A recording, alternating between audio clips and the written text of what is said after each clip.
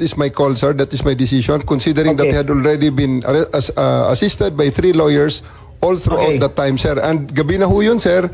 The request was made at around mga 9 o'clock na, sir. 11 hours General after Torre, ganito, the first arrest. Tanggalin mo na yung titulo ni Inday Sara. Kalimutan mo na siya na Vice President siya. Pagpalagay natin hindi siya Vice President. She is an immediate member of the family.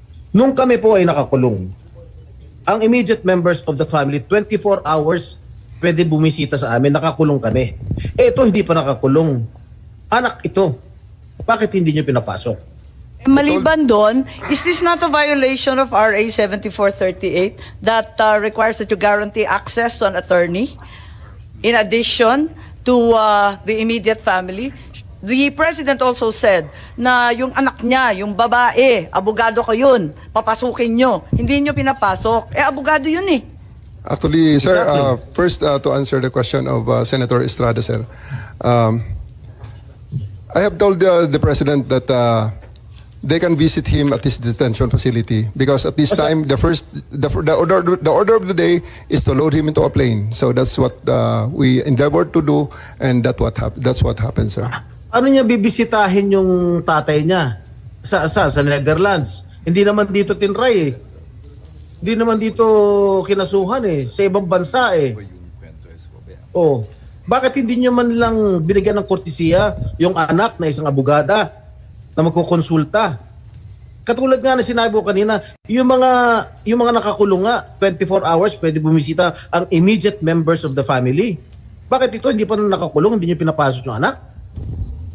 Our mission at that time, sir, is to deliver him to the body Kahit who issued the warrant, sir. Nasa batas yan. Nasa batas yan, General. Immediate members of the family, lawyers, priests, etc., etc. I should know. Nanggaling ako dyan. Tapos ito, hindi naman nakakulong. Again, I am not defending President Duterte. I'm just explaining the rights of an accused. Because naging akusado rin ako. And I don't want that to happen to anybody else. Dapat naman nagbigay kayo ng konting kortesiya o respeto man lang sa mga dating presidente dahil naranasan namin yan. Nung kinulong po yung tatay ko, ganun din. Kawalang respeto ang mga pulis sa amin. Porket nawala na ba kami sa kapangyarihan, ganun na lang?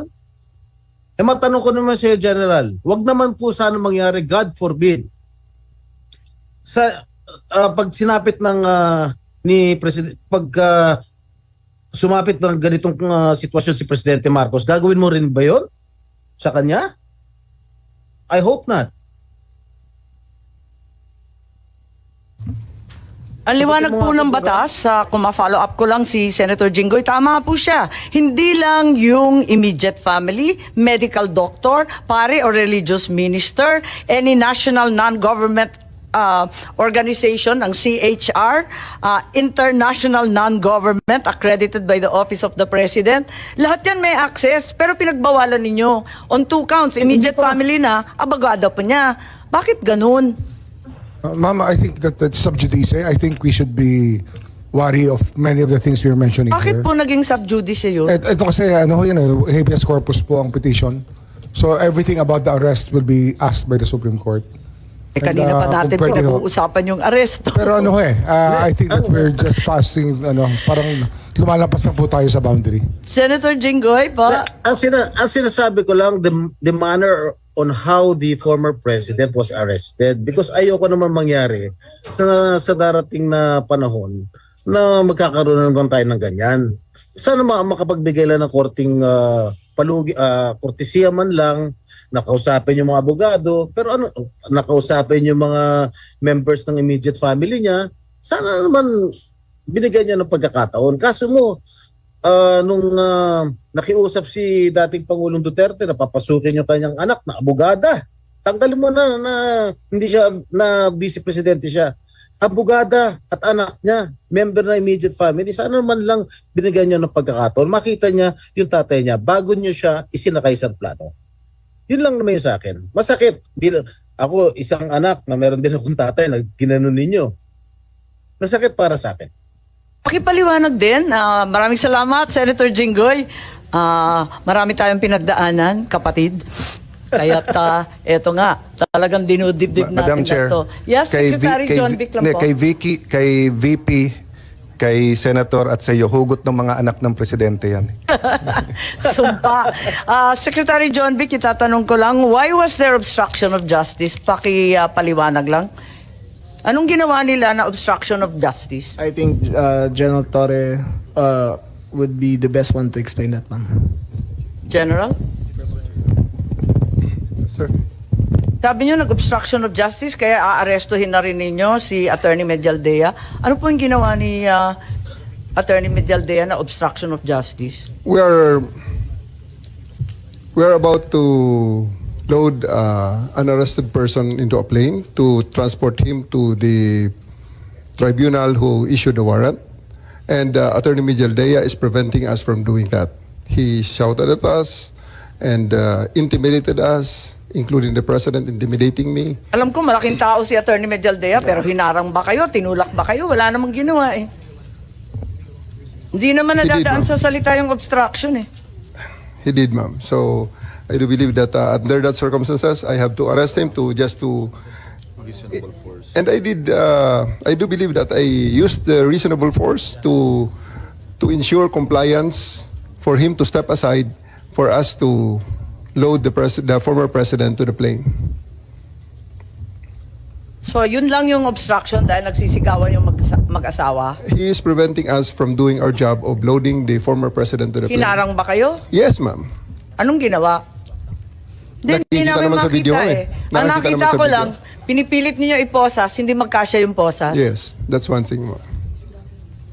His blackmail way, he is preventing us. He actually placed another chair at the side of the president for the former president to sit, which is already very much delaying everything because the plane is already ready to fly. Ba't kayo masyadong nagmamadali? We are going, unang-una ma'am, ang reglementary period, mamalasin naman kami pag hindi namin ginawa ang trabaho Bakit? namin. Anong reglementary period? Anong period yun? The Article Dahil 125 sinabi na nga ni Executive Director sa ating PCTC na diffusion lang naman yun eh. Wala nga commitment pinag-uusapan dun eh. Wala nga red notice, pambira eh. There is a warrant. Takal-takal na ni Arnie Tevez eh. Wala pa rin, di ba? This Ba't is kayo the- nagmamadali? Ano yung reglementary period mo? May I refer it to the SOJ, ma'am, if the SOJ wants to answer that. Hindi ba pwede kayo na muna?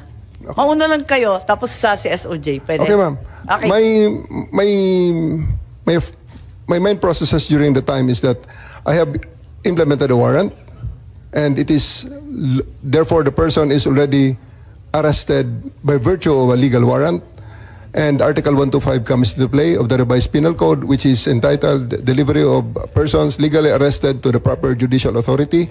And I do believe at this point the judicial authority will be the ICC.